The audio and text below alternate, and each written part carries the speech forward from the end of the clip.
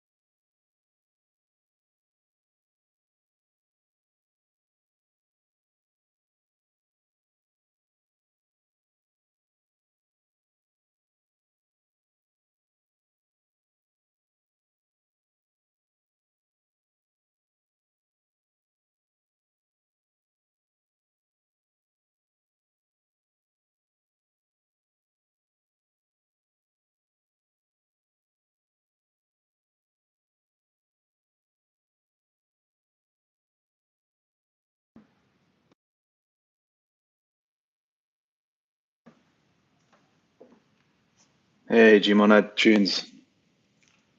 Can you hear me? Hey, what's going on? How's it going? Good. How are you? Nice, nice. Yes, very good, sir. Very good. We'll give it a couple of minutes for others to join, then we'll kick off. Yeah, do you guys have like a name for your community? Because we have like the Nads. So like I feel like we need something for Nostra. Like the Nostra Knots or the Nostra Nads works too. But Nostradamus, indeed. We do have like some roles in our Discord. We have like the capos and sicarios, just playing on the sort of Godfather theme. nice. But Very cool. we can, yeah. Um what is the logo? It kind of looks like a rose, but also kind of like a wallet. Like what is what does the name come from actually? Yeah, I mean, it's a rose. If you've watched like the Godfather films and Mafia, like there was like the rose is quite a symbolic symbol, and we kind of played on that. Um, you know, roses are red, all that kind of jazz. Um, but some people call it like can see it to be like a transformer sign for Optimus Prime. Oh yeah, I But see that. It's pretty cool. Yeah, I see that. yeah, yeah. So yeah, but originally is like made out to be a rose. Yeah, no, it's Um, pretty sleek, I must say. nice, nice. What about the Monad logo? Yeah, so I'm pretty sure I think Keone designed it or like Eunice, one of them. Um, I think I think what makes it really good. So if I understand correctly, I mean if you look at it right, it's like a ring, but then like the inside part of the ring is slanted. Yeah, I think initially it was slanted to the left, and then they're like, "There's just something seems off about this," and they slanted to the right, and they're like, "Oh yeah, this looks way better." Um, so yeah, I think a lot of logos are way too complicated, and the more simple you get, the better. yes, yeah. You can really get into it. I think we had a few sit downs with some branding agencies once upon a time, and yeah, it was a fun exercise just to go through the whole thought process. But it definitely felt like it was boiling the ocean for the most part. Yeah, I remember. So I used to work at Delphi Digital, and they have really great designers. I remember talking to them, and they were just like basically telling me that with like logos and stuff, you want the simplest form possible because then it's like super easy to kind of like remix it and just like do a bunch of stuff Yeah, to it. Where like if you have some like complex thing that just makes it super difficult to like, uh, yeah, just like kind of remix it and just like just put it in tons of different places and show it a million different ways. Uh, yeah. yeah. Also, if it's simple, it's more memorable, right? Yeah, that's a good way to put it Otherwise, too. Yeah, I never thought yeah, about it like that. yeah, cool. I think we're good to kind of kick off the main agenda. So I'll just first off by saying, thanks for joining. Just wanted to kind of put this basis together for our community and perhaps bring the Monad community together, Nostra and Monad. Given that we recently announced our intent and our commitment to expand Nostra onto Monad, which we're super excited about. Um, and so yeah, I thought it'd be a good time for us to learn a bit more, or the Nostra community to learn a bit more about Monad, especially around the community side of things. I think you guys are doing a great job. And so yeah, I thought you'd be the man to kind of walk us through the journey. So if you don't mind, do you want to just like introduce yourself? Yeah, sure. Um, yeah, I'm Tunes. I do eco marketing here at Monad. I used to work at Delphi Digital, did a bunch of marketing, social stuff there, and then yeah, now I work at Monad. Um, yeah, pretty simple intro. Been in crypto for a while. Just like love Twitter, love communities, love crypto, and yeah, feel super fortunate to be in the spot I'm in. And yeah, super happy to be talking to you. So thanks so much for having me on. Nice, nice. Yeah, no, welcome, sir. So, I mean, just to kick things off, mate, maybe we can talk about sort of Monad itself, and then we can move on to like the community stuff, which is probably your field. But could you just give us a elevator short pitch? So, what is Monad and what makes it different? Yeah, sure thing. I think like uh, if you just look through the progression of crypto, you had Bitcoin in 2009, then you had Ethereum, like 5 years later, then you had Solana like 5 years later. Um, and I feel like we get this, a new wave of innovation, call it every cycle, every 4 or 5 years. Um, so yeah, I mean, if you just kind of look at the fundamental trade-offs between like Ethereum and Solana, Ethereum's super optimized for decentralization. That's kind of like one of the principles of the space. You have most of the devs, are like Solidity devs and build in EVM environments. But then you have something like Solana comes along that really shakes things up. And then now you look at like the discourse around ETH today about like L2 scaling and then maybe even making changes to the L1 to be more performant because, it's just pretty clear that there are benefits to just having performance on the L1. Um, Monad is built just like with the principle in mind of like performance is important and decentralization is important and EVM compatibility is important. So that basically you can bring this high performance execution environment to all the developers in crypto and provide it to them in a way where they don't have to change any of their behavior. And also while, basically maintaining the principles of crypto and decentralization. So Monad has like a decent amount of tech innovations I'm happy to get into if you'd like, which basically enable Monad to be able to run with 200 or 300 nodes and have them running on consumer grade hardware. Something like a computer that you could buy at Costco. So yeah, kind of best of both worlds of decentralization and performance, and then also full EVM bytecode compatibility for any EVM developers who want to build in a high performance execution environment. So yeah.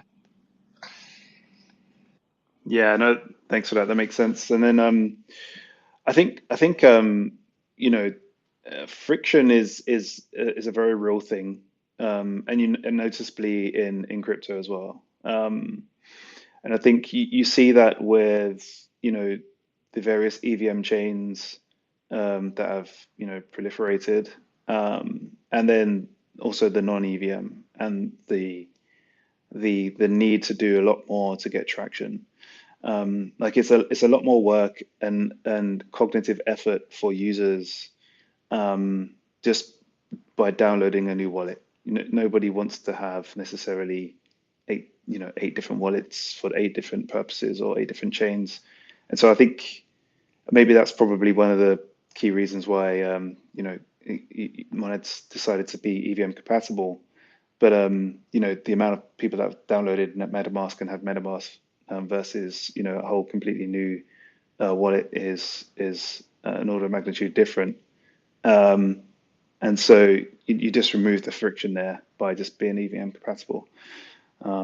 Is that, would you say that was one of the reasons why EVM compatibility was important?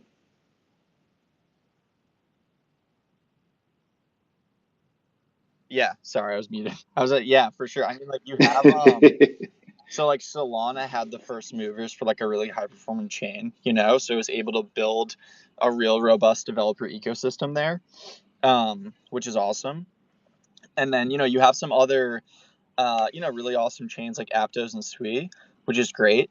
Um, but yeah, I mean, it's just like, the EVM basically dominates crypto, not just from a TVL and usage perspective. Um, but it's just like the entire space was formed, like all of DeFi, like all of on chain was just formed around the EVM, and so you have all of the builders here who have basically just decided on this one language to be like the standard in crypto.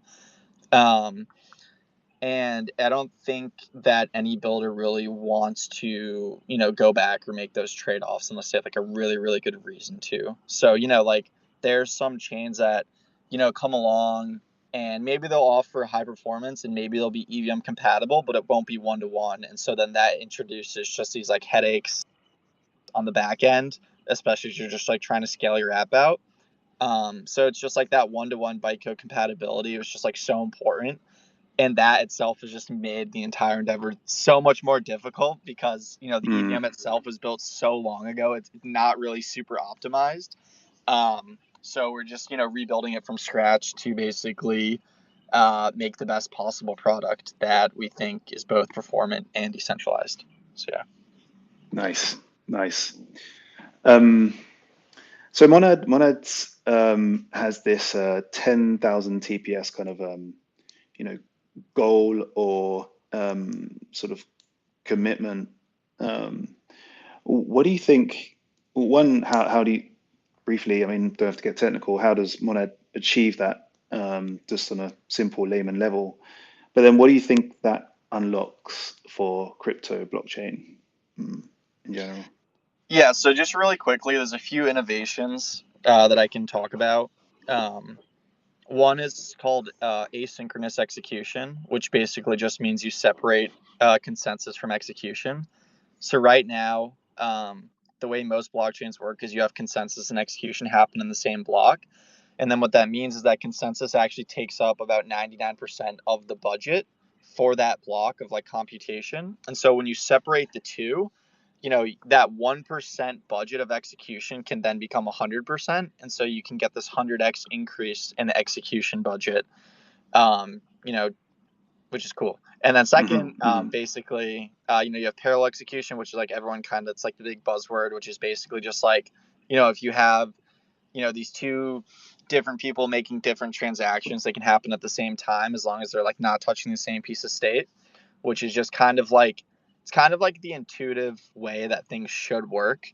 But again, just like with most of the things that exist today being built on principles from like a decade ago, it just hasn't really gotten there yet, but I do think the industry is just heading in that direction. And then third, just like a custom state database. So basically, like, you can think about your database as like your Excel spreadsheet, which is just keeping track of everyone's balances as they're changing. It doesn't really matter if you're like sending like 10,000 transactions per second at the chain. Like that database needs to be able to keep up with those transactions for them all to basically like work and finalize and like everything to just go as planned. Ethereum uses a commoditized database. Most blockchains in crypto today do. So we kind of discovered that the biggest bottleneck to high throughput execution is that database, and so we're basically have rebuilt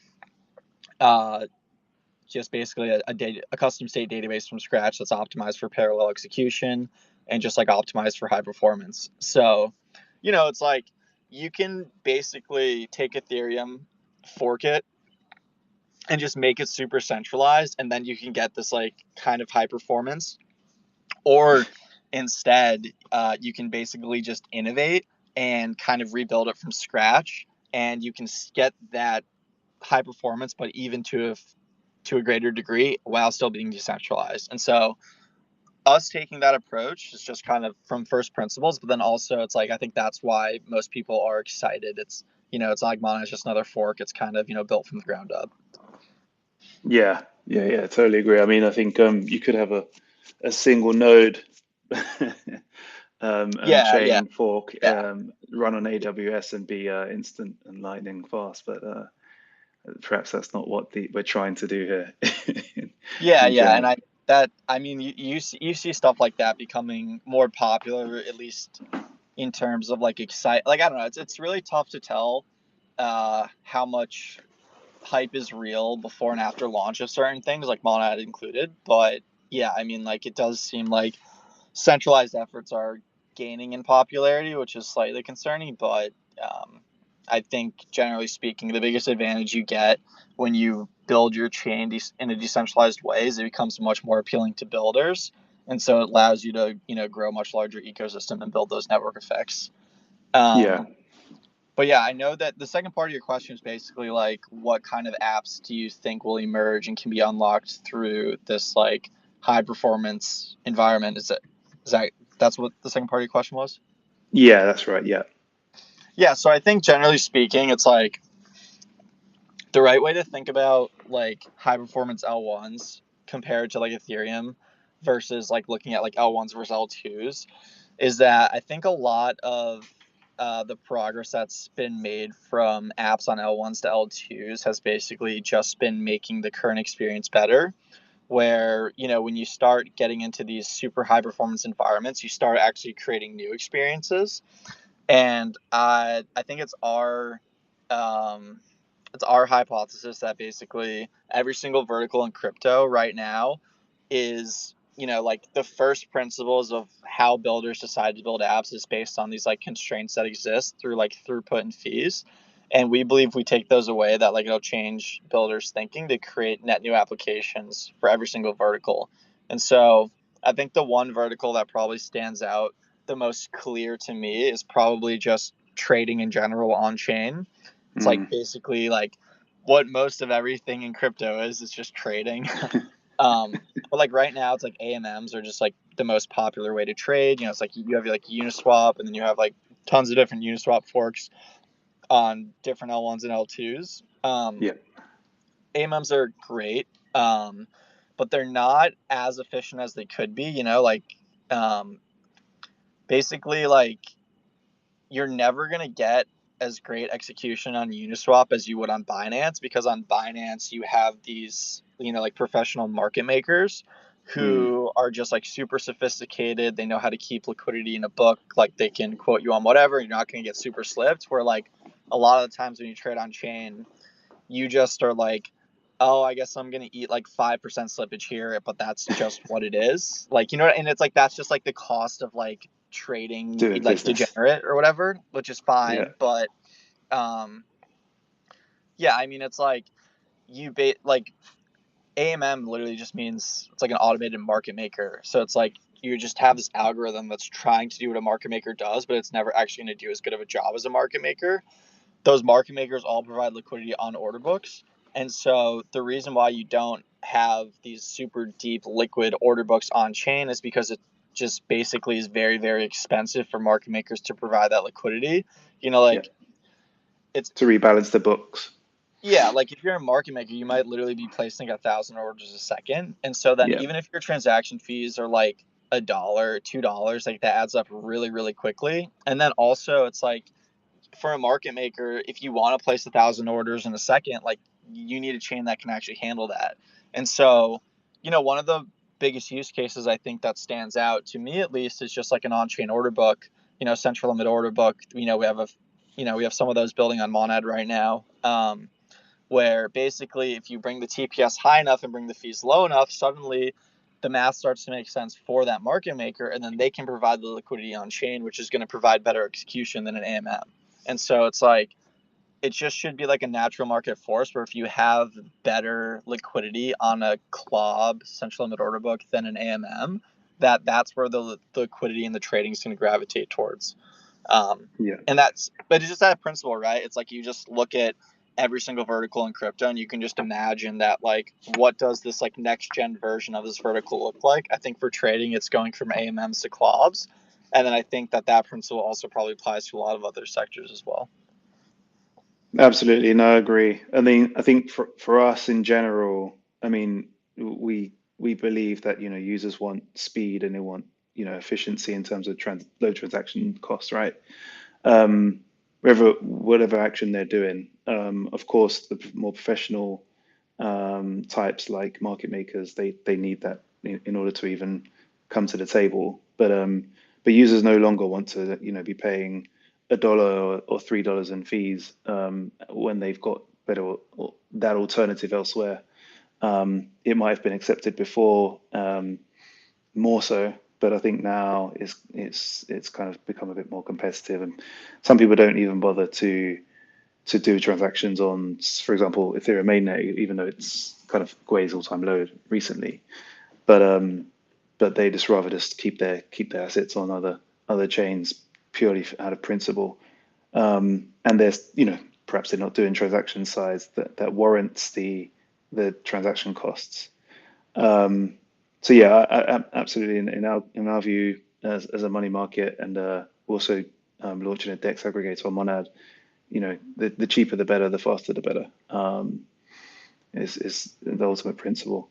And I guess interestingly, like you got Keone, right, who was at Jump for a number of years, um, and so he's probably in a good position to sort of know what a market maker would want in order to build something for an on-chain order book, right? Yeah, I mean, we have two technical co-founders who are Keone and James, and both of them were on a team at Jump together for a decade. So like they were market makers, they were quants, whatever. So they have a pretty good understanding of like what these real, traditional, just like super legit market makers would need to be able to trade on chain. And yeah, I mean, like they were at Jump and they're working at Jump Crypto and they were doing a lot of Solana DeFi stuff. And so I think they saw firsthand like what could be possible on Solana. um, I love Solana, don't get me wrong, but one of the reasons why central limit order books on Solana somewhat struggled and still don't actually do the majority of trading on Solana is just because the chain has gone down so many times. And when the chain goes down, that makes it really difficult for market makers because then, they have to like pull all their orders and then hopefully like price hasn't moved too much. They don't get screwed.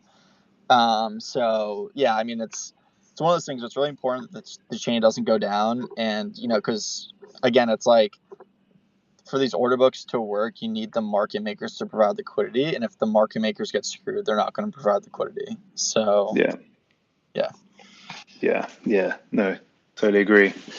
Um, okay, cool. So we kind of had a bit of a little tour about the Monad tech. Um, um, let's kind of maybe talk a bit more about the culture, the NADs, the law. Um, how would you describe Monad culture in 3 words or less? it's yeah, that's such a good question. I would say Monad culture is, I'd say first and foremost, it's very wholesome. I think everyone's kind of like friends with each other, which is nice. Two, it's kind of like it's very like creative almost, where like I just feel like the bar is so high if you're a community member to capture attention within the community that you have to go above and beyond and do these like random weird things that no one's seen before. And it just like makes for a lot of really just like entertaining things that occur. Like you just have these like random group chats that's spur out of nowhere, and then people are like, "This is my clan, and I would die for it." Um, then you have these like weird like viral tweets. I don't know if anyone saw that inverse bra tweet. But yeah, definitely just like kind of like creative and very like not normal. Um, and then number three is kind of, I don't know. Number three is probably like I feel like it's almost kind of like a chip on our shoulder type thing, which I think is pretty like silly and like stupid when you're like, oh, Monad's raised a bunch of money or whatever. But I think there's a real difference when you're inside and out of the community, and I think there's kind of a lot of like disbelief when you're on the outside of the community, and so you kind of assume that there like aren't the communities like fake and not real. And then you go to these like community meetups and there's like hundreds of people there in like all different countries around the world. So um I think like I think a lot of community members are like excited for like mainnet launch, and I have a strong feeling that the community is actually going to grow after we launch, where a lot of people think like Monad launches and then the community dies immediately. So Mm. yeah, and I know everyone's just like waiting for like these like catalysts to occur and stuff like that, but yeah, I'd say like high level, wholesome, creative, and like kind of like underdog mentality. Nice, nice. Yeah. So wholesome, creative, underdog. That's a good it's a good summary there. I mean, definitely for sure. When you look at sort of Monad, or you search Monad on Twitter, or you go in the Discord, you do have a bunch of all sorts of sort of internal kind of humor. Almost, it seems like you've got like the van thing going on.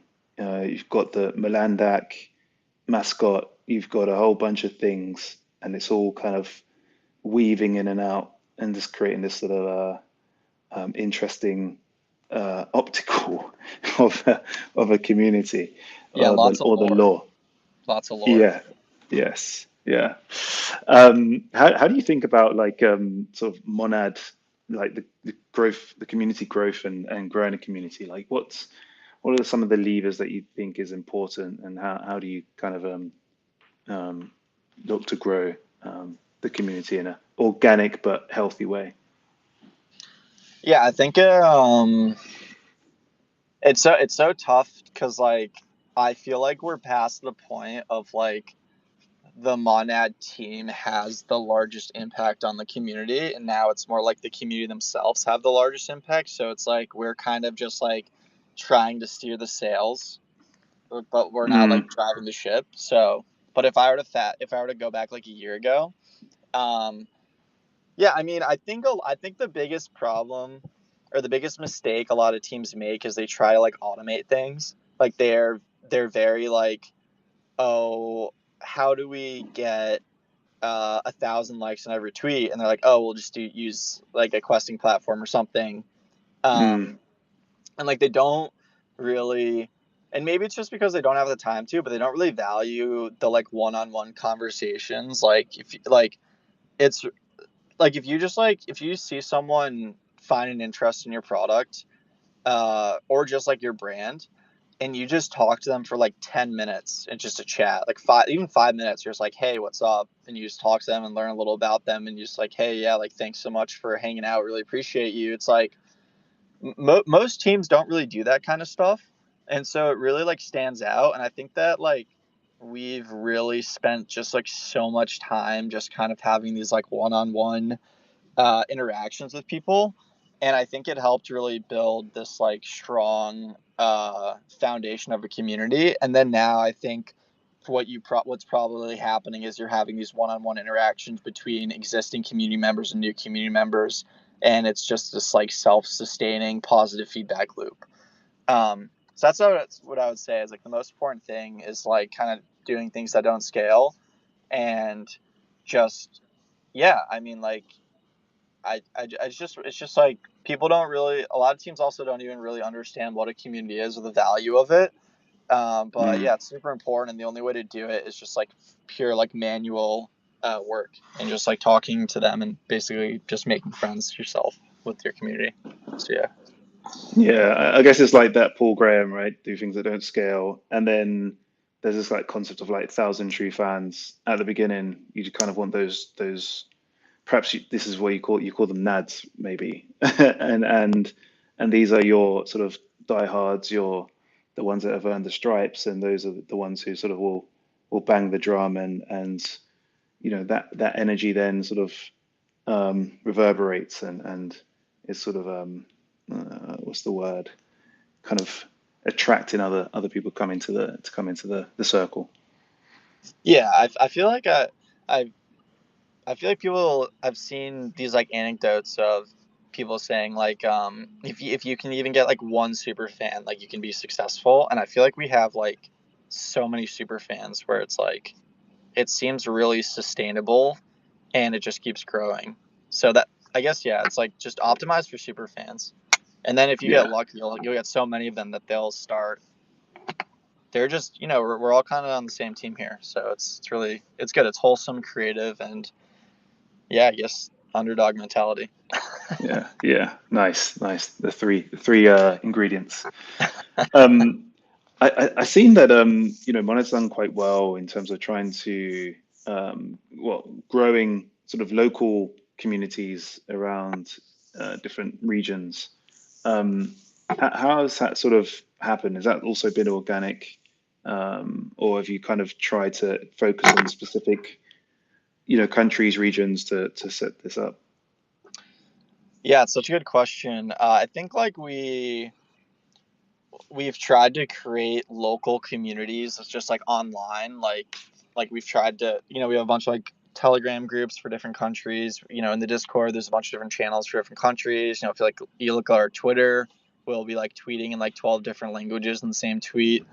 Um, I don't think we really like predicted or planned for these like community meetups to start happening. I think they just like randomly people are like, hey, we really want to do this. Like we have, I think it's maybe Indonesia first or something, and they're like, oh, like we really, there's so many of us here, we're all just gonna get together and hang out. And then I think it started basically becoming like the Monad Indonesia community was almost this like nomadic friend group, and they all started hanging out with each other and would like hang out like every weekend. And then I think we were like, oh, do you want us to just like throw you guys like a party or something or like a meetup? And they're like, yeah, that'd be awesome.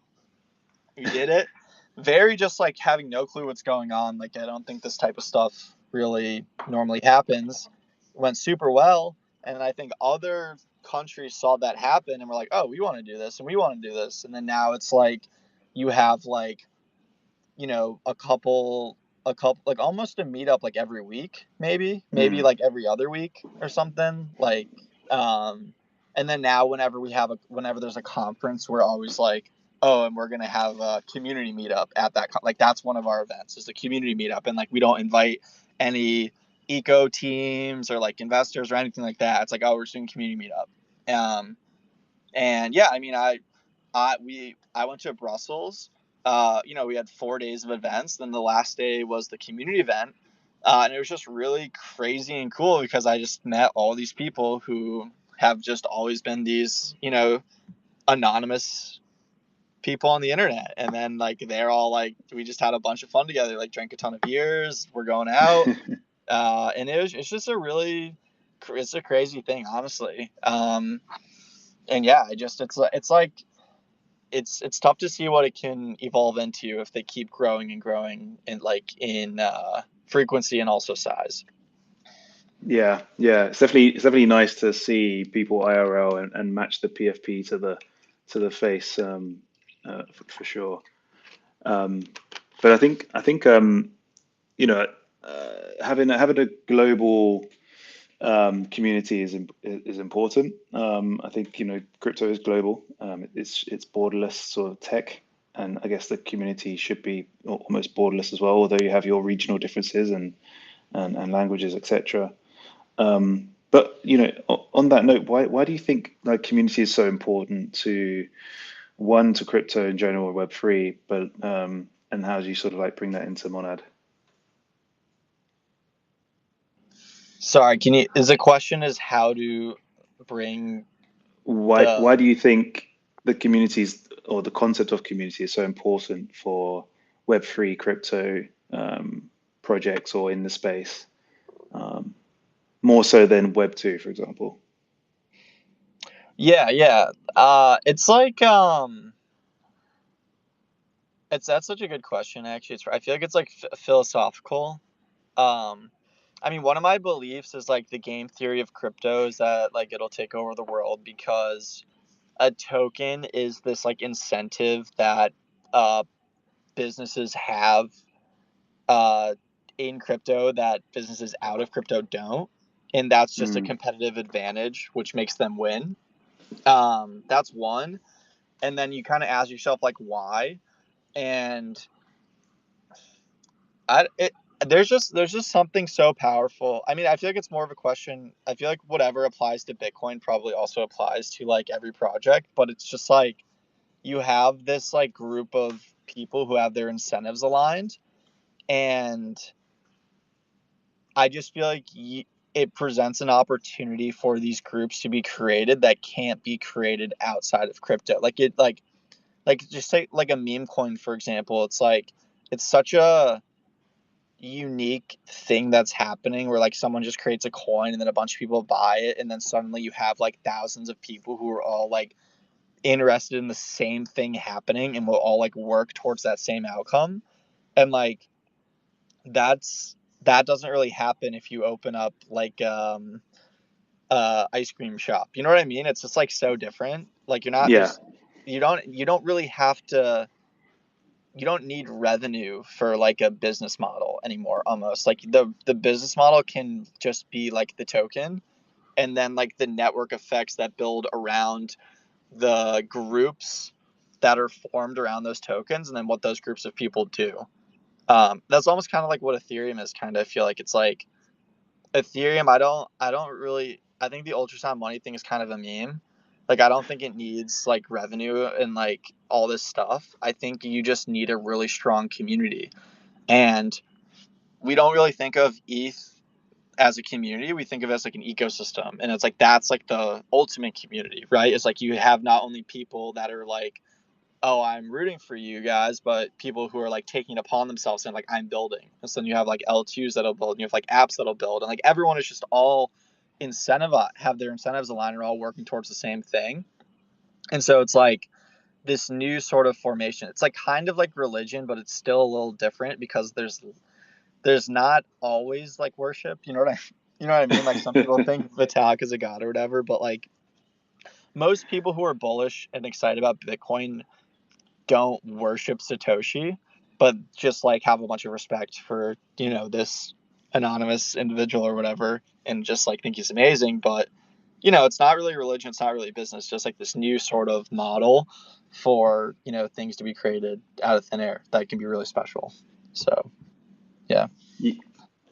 Yeah, no, well put, well put. I mean, I would say as well that, when it's the people that believe and the people that, the community, etc., that will hold the fire and hold the flame, even when, it's windy and it's raining and there's a storm, they'll still be like out there believing and pushing things forward.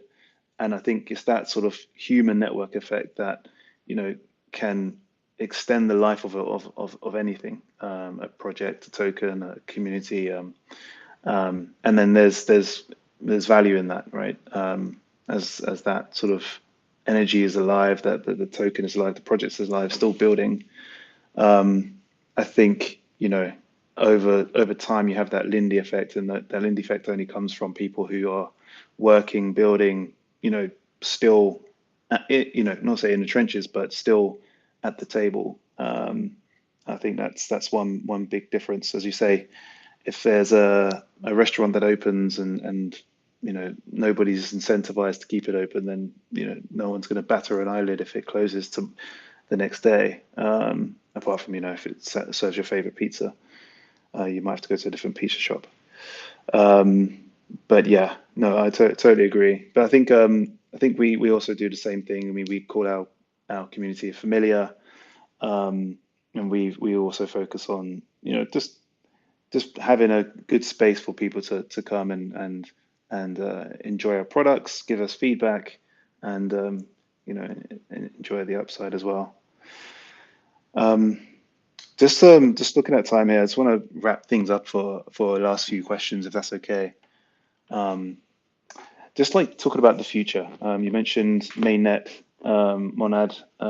What's the when can we expect sort of these big events to happen? Testnet, mainnet, etc. Yeah, I think mainnet will be like tomorrow, I hope. Um, if not, I'll get back to you. Oh wait, we do have to do testnet first. That's right. Um, I'll ask James and get back to you on that one. Okay, okay. And then what would you say excites you the most about when you sort of think about the future of Monad? Yeah, I think like the biggest anxiety every like founder has, like Keone and whoever, is just like how do we build an ecosystem? Like no matter what, I feel like it probably just keeps them up at night. Same with probably every other chain founder. And I feel like what we've personally seen is we've had a lot of calls with like app teams who have been like, oh yeah, your tech is great, but your community is really why we're excited.